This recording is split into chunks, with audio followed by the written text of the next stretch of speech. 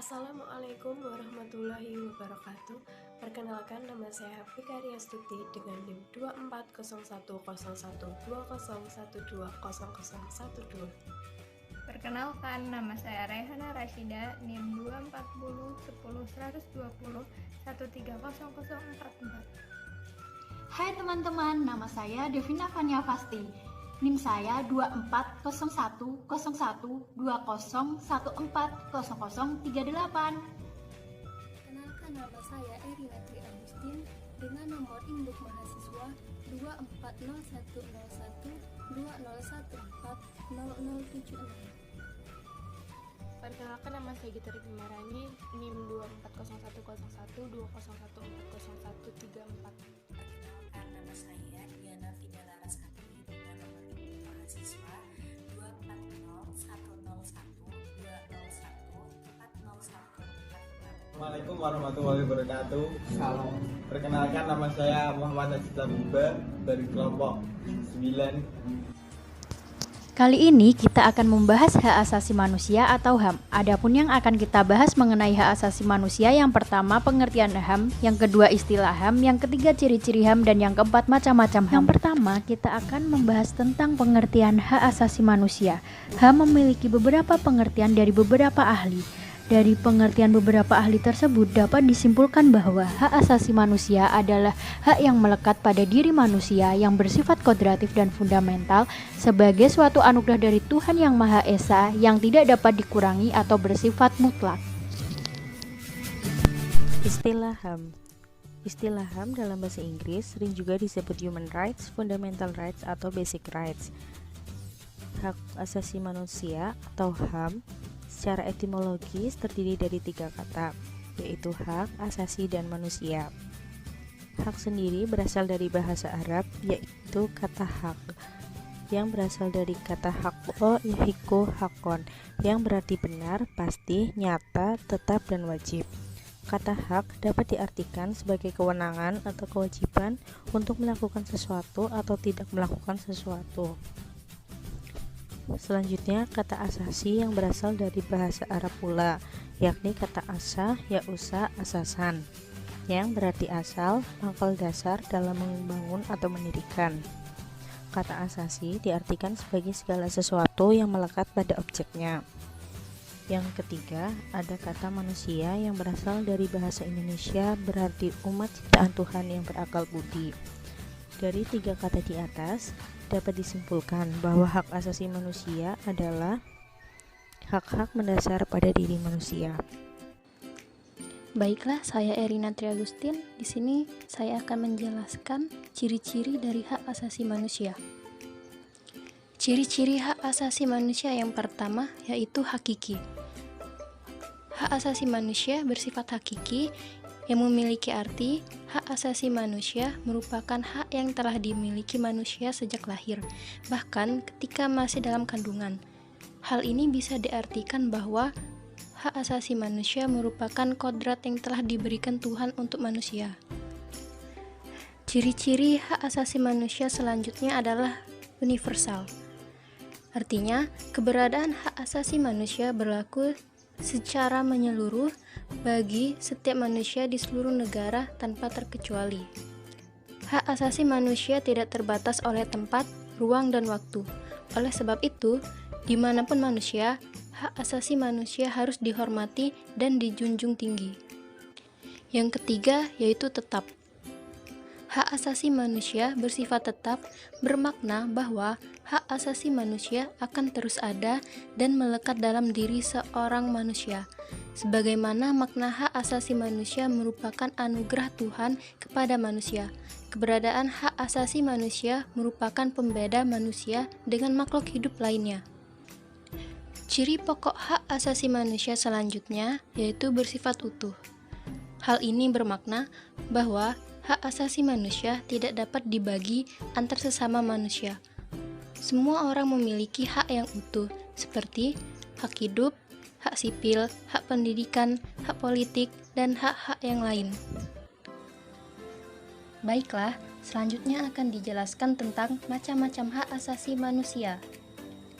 Macam-macam hak asasi manusia dibedakan menjadi 6, antara lain yang pertama, hak asasi pribadi atau personal right.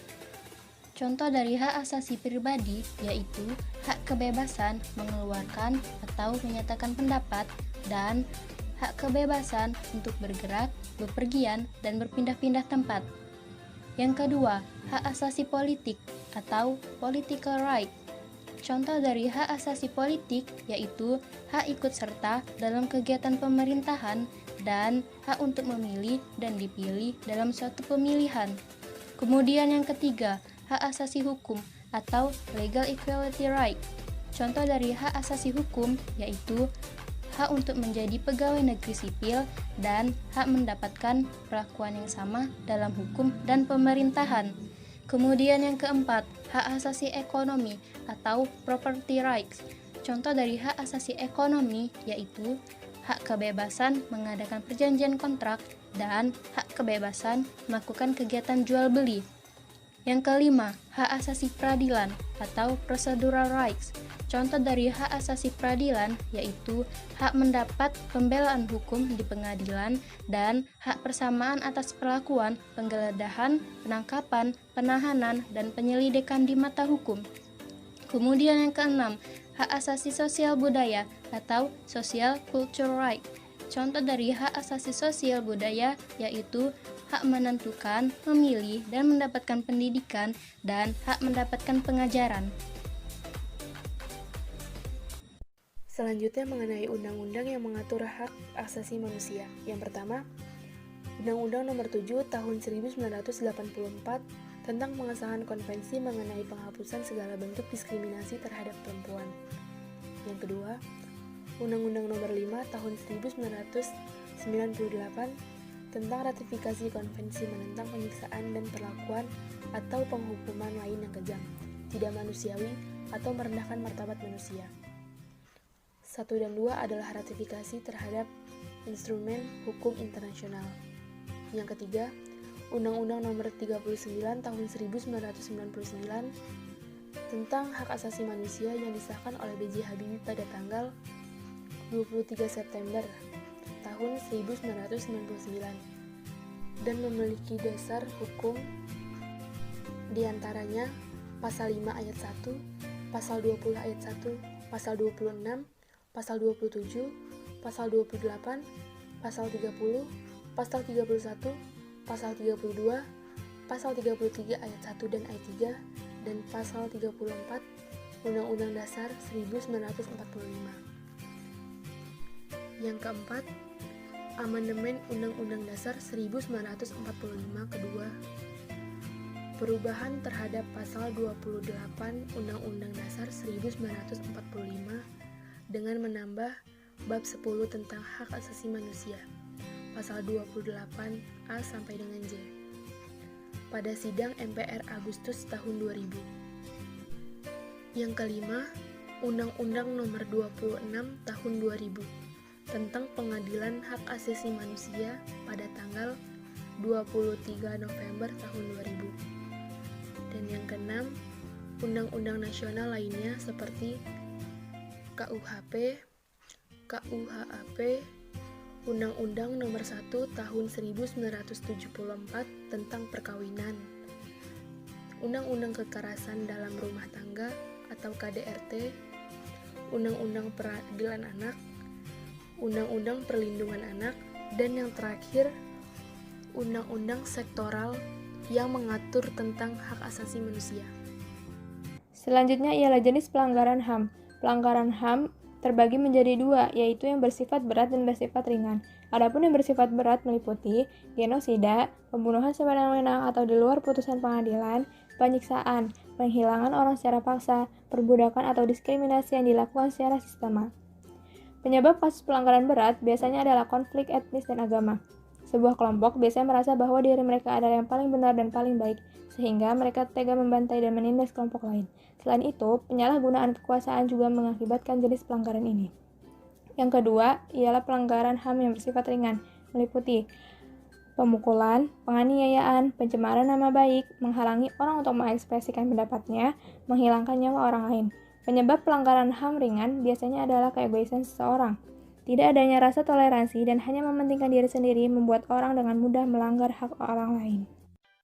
Contoh kasus pelanggaran HAM yang terjadi di Indonesia yaitu kasus terbunuhnya Marsina yang diduga menjadi korban pelanggaran HAM berupa penculikan, penganiayaan, dan pembunuhan.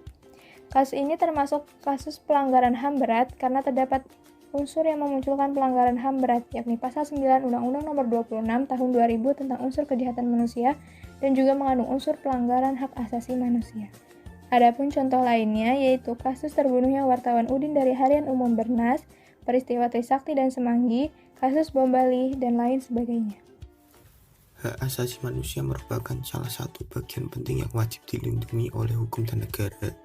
Untuk menegakkan HAM dan meminimalisir hambatan penegakan HAM, maka dibentuklah dan ditetapkannya organisasi atau lembaga-lembaga perlindungan HAM oleh pemerintah maupun swasta.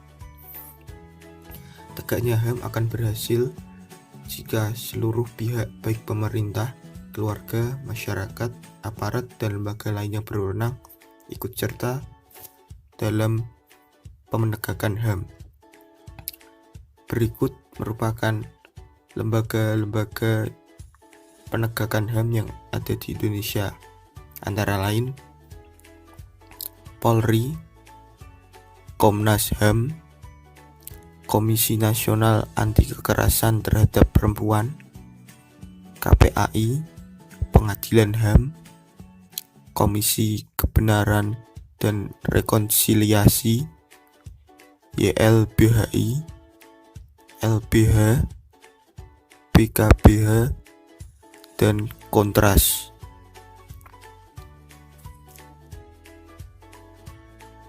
Hak asasi manusia merupakan hak yang paling hakiki yang dimiliki oleh manusia. Sebagai negara yang punya keberagaman dan kemajemukan yang menyebar di seluruh negeri, penegakan HAM yaitu salah satu cara merawat kemajemukan bangsa Indonesia. Oleh karena itu, penegakan HAM yang dimiliki oleh warga negara Indonesia perlu dilakukan beberapa upaya untuk menjaga dan melindungi HAM di negaranya. Beberapa upaya yang bisa dilakukan oleh pemerintah dalam menegakkan HAM bagi warga negara Indonesia antara lain yaitu penegakan pemerintah melalui undang-undang. Adapun undang-undang yang dimiliki oleh Indonesia dalam kaitannya dengan penegakan HAM bagi warga negaranya antara lain Undang-Undang Nomor 1 Tahun 1974, TAP MPR Nomor 27/MPR/1998, Undang-Undang Nomor 39 Tahun 1999, Undang-Undang Nomor 23 Tahun 2004, Undang-Undang Nomor 35 Tahun 2014, dan UUD 1945 Pasal 27 sampai 34. Yang kedua, pembentukan pemerintah Komisi Nasional. Dalam upaya pemerintah penegakan HAM terhadap warga Indonesia, pemerintah membentuk beberapa komisi nasional yaitu Komisi Nasional Perempuan dan Komisi Perlindungan Anak Indonesia. Yang ketiga, pembentukan pengadilan HAM. Dan yang terakhir, penegakan melalui proses pendidikan. Selain upaya yang dilakukan oleh pemerintah, kita sebagai warga negara Indonesia harus menjaga dan menghormati hak asasi orang lain, supaya nantinya kehidupan bermasyarakat tidak menimbulkan suatu konflik